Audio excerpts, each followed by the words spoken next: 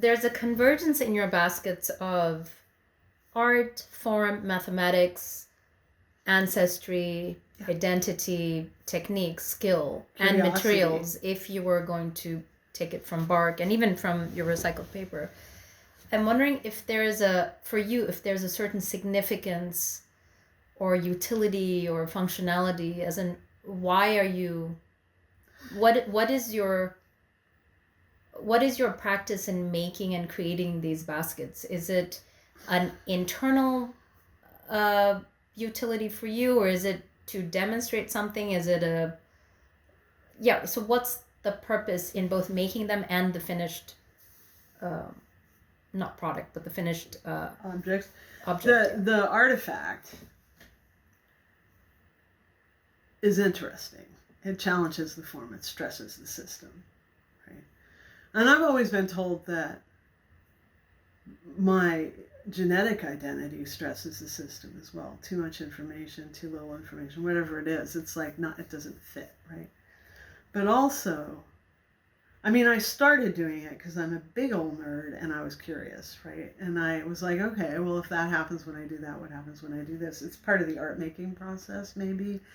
But also from a pedagogical perspective, because I've also been a teacher for a really long time, I've found that there are people who are bad at math, perceive themselves to be bad at math, who are not actually bad at math. So I would go into Native communities and just teach a standard basket, and people would, no problem, totally get it, right?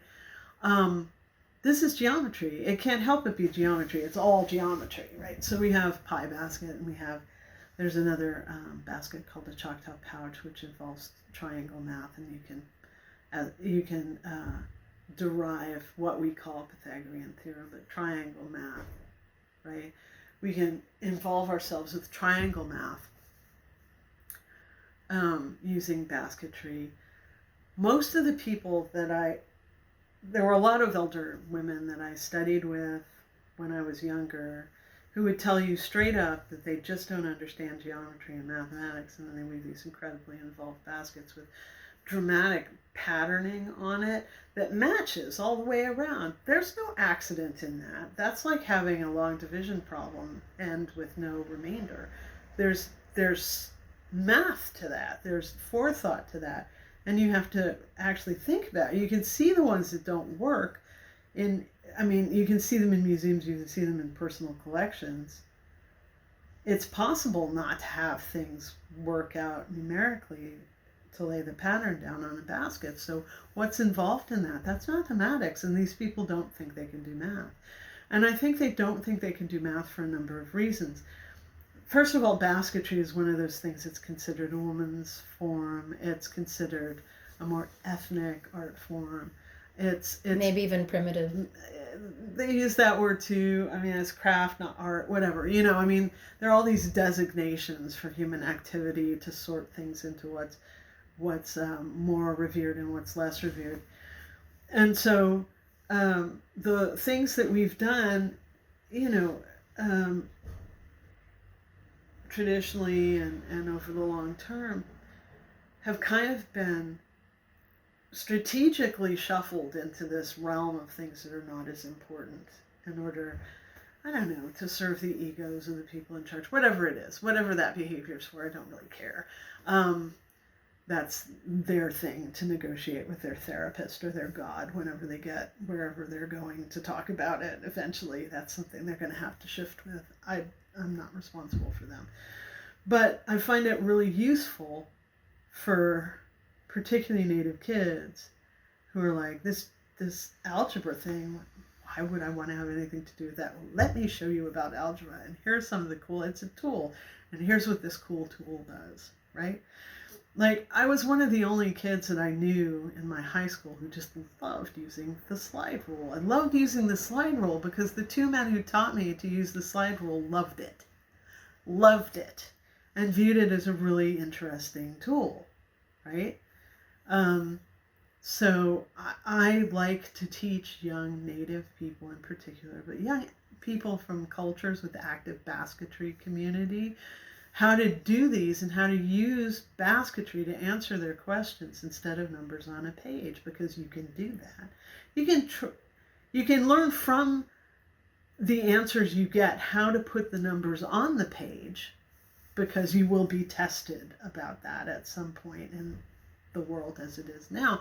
But you can know answers to things in all kinds of different ways. And well, it's that's essential. It's as you said, though, right? It's I think it's a typically Euro-American pedagogical style where there are specific subjects and it's quite a reductionist way to approach knowledge. Sure. And in most ancient communities around the world, the things that we do that have utility incorporate many different knowledge systems. They incorporate physics and chemistry and biology and math and Sure. geometry and all these things. But that's Botany not the way we're taught. Yeah, I mean, basketry, traditional basketry. So if you're gathering a thing, you need to know about botany. If you're going to dye those things colors, you need to know about botany and chemistry. We used to teach a natural dyeing course, my teaching partner and I, as a colloid chemistry exercise, which is what it is, because you need, if you're not part of the solution, you're part of the precipitate.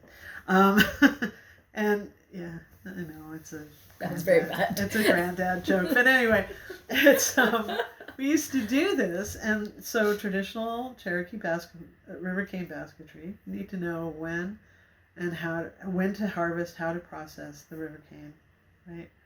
That's botany. You need to know what plants will give you the colors you want. That's also botany. You need to know how to extract them. That's chemistry. You need to know how to make them stick to the material that you want to weave in. Also chemistry.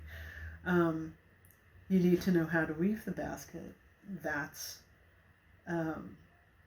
engineering. Mathematics and engineering. Yeah. These things have been traditional basket shapes are pretty similar all over the world, and that's because they have been play tested for thousands of generations. And the ones that we use over and over work, which is probably why these are not a thing, because they're not really good storage baskets, and they're not really good for winnowing anything, but they are good for describing some mathematics. And they're a pedagogical tool, as you were pedagogical saying. And I've been using them as a pedagogical tool for over 20 years now. And do you enjoy making baskets? I love making baskets. As it turns out, I was telling you before we did this that I wounded my paw. And as it turns out, I am not a stable human if I can't make things every day. I've become very difficult to be around. And I become very difficult for myself as well. So part of it is a self-soothing activity on top of all of that. So baskets.